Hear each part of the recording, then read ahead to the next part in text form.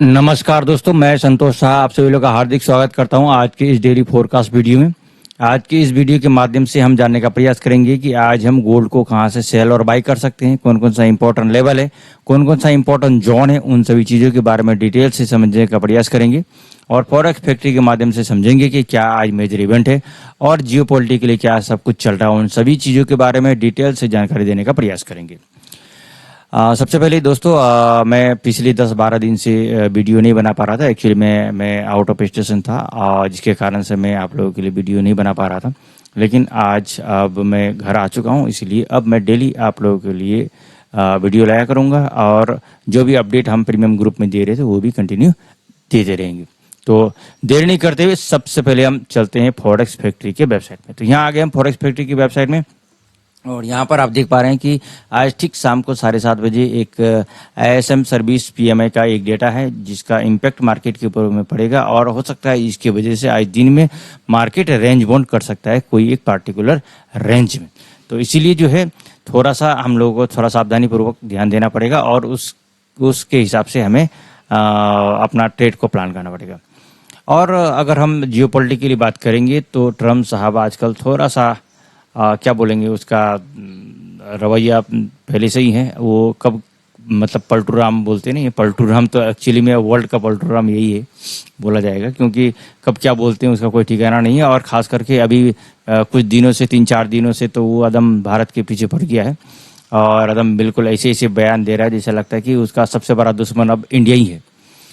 तो आप देख पा रहे हैं यहाँ पर ट्रम्प किस प्रकार से कह रहा है, आप रशिया से तेल खरीद रहे हो, फिर और रशिया से हथियार भी खरीद रहे हो, और जिसके वजह से यूक्रेन में आदमी मर रहा है। देखो, Ukraine are being killed by the Russian war. मतलब इसका कहने का मतलब है कि रशिया से तेल इंडिया खरीद रहा है और हथियार खरीद रहा है और यूक्रेन का आदमी मर रहा है। वाह, अरे वाह, क्या बात है। और तुम जो हथियार दे रहे हो उसकी वजह से नहीं मर रहा है, तुम हथियार दे के मरवा रहे हो उसकी वजह से नहीं मर रहा है इंडिया जो तेल खरीद रहा है उसकी वजह से। कमाल का बात है भाई।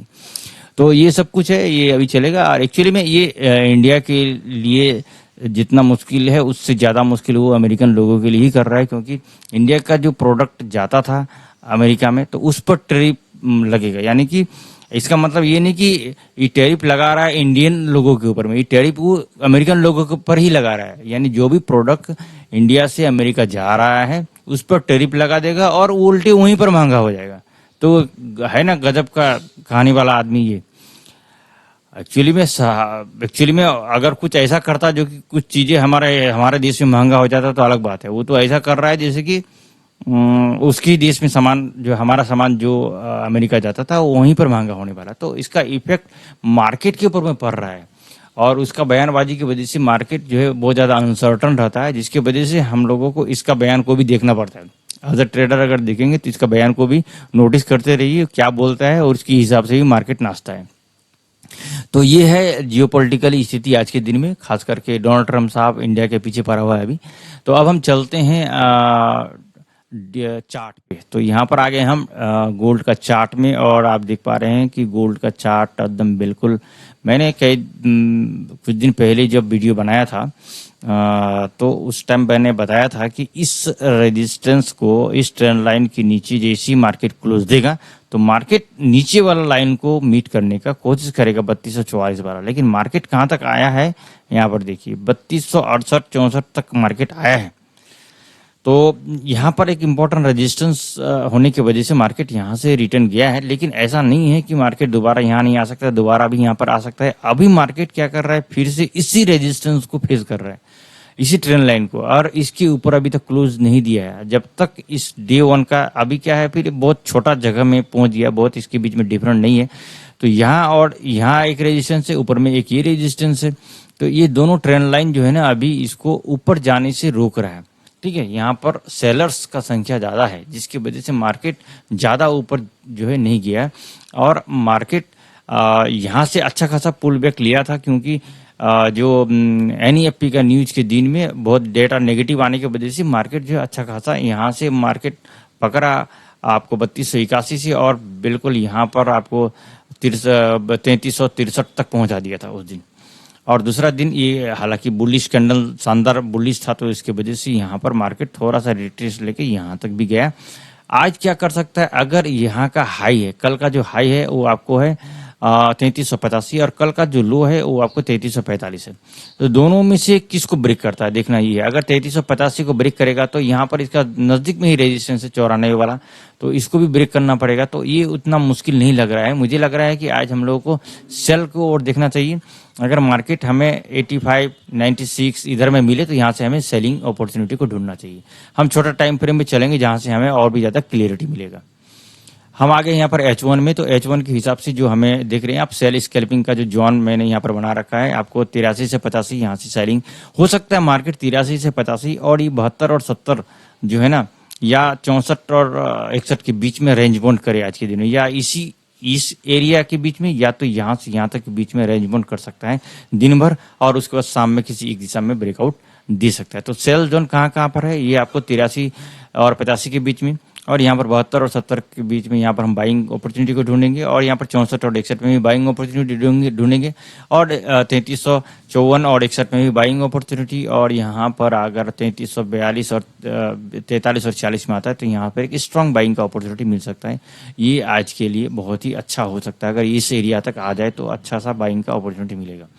और अगर मार्केट यहाँ जाता है 93 और 96 में, तो यहाँ से भी हमें सेलिंग अपॉर्चुनिटी को ही देखना चाहिए।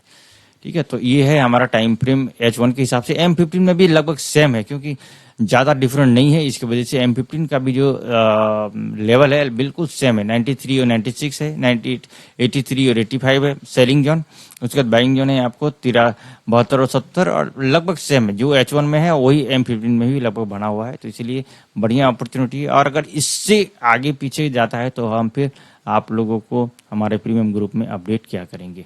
ठीक है, तो ये सारा जोन आज आप लोग इसको नोट कर सकते हैं, इसके अकॉर्डिंग आप प्लान कर सकते हैं। अब हम चलते हैं DXY में। तो DXY का ये जो देख रहे हैं आप, वो जो NEFT के डेटा के दिन में मार्केट अच्छा खासा यहाँ से रिजेक्शन लिया और इसको ब्रेक करके नीचे आ गया, और इस सपोर्ट पे खड़ा है। अगर मार्केट यहाँ पर रहता है, आज के दिन भी इधर ही टिक जाता है, तब तो ठीक है। तो फिर आगे यहाँ पर इसको रेजिस्टेंस मिलेगा 98.999 में, और इससे यहाँ पर फिर हमें सेलिंग अपॉर्चुनिटी देखना पड़ेगा, क्योंकि बहुत ही शानदार इसको रिजेक्शन मिला है। और इस जगह को अगर ब्रेक करता है तो यहाँ से हम सेलिंग को देखेंगे, और यहाँ पर अभी जो डे 1 के हिसाब से तो क्लोजिंग अगर ऊपर देता है तब कोई कल का बात आ जाएगा, तो हम छोटा टाइम फ्रेम में देखेंगे कि कहाँ कहाँ पे बाइंग और सेलिंग अपॉर्चुनिटी मिलते हैं। तो ये जो 98.2 और 98.1 इसके बीच में यहाँ पर हमें बाइंग अपॉर्चुनिटी है। यहाँ से नीचे आने से यहाँ से हमें 96.671 और 97.560 से अच्छा अपॉर्चुनिटी मिलेगा बाइंग का। और दूसरा एक यहाँ पर है 97.11 और 97.038, ये जगह बहुत ही अच्छा बाइंग अपॉर्चुनिटी मिल सकता है।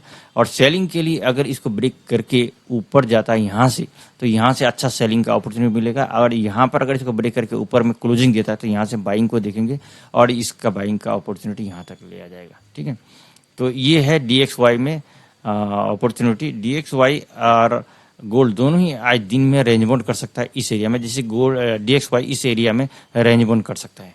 ठीक है, क्योंकि आज एक हाई इम्पैक्ट का डेटा है, और इसके वजह से आज हो सकता है कि शाम से पहले तक मार्केट रेंज बाउंड करे और उसका फायदा उठाइए, और उसके बाद फिर शाम में किस ओर मूव करता है उधर में आप चल पड़िए। तो दोस्तों ये है इन्फॉर्मेशन। मैं उम्मीद करता हूँ कि ये जानकारी कुछ हद तक आप लोगों को फायदा करेगा, और इसके अकॉर्डिंग आप प्लान कर सकते हैं। मेरा इस वीडियो को बनाने का उद्देश्य है आप लोगों को एजुकेशन पर्पस, आप लोग सीख सके कुछ और कुछ जानकारी ले सके। अगर आप लोगों ने ट्रेड लेना है लाइव अकाउंट में तो खुद का एनालाइज जरूर करें। अगर आप लोगों ने यहाँ तक वीडियो को देखा है तो आप सभी लोगों को हृदय की गहराई से बहुत बहुत धन्यवाद।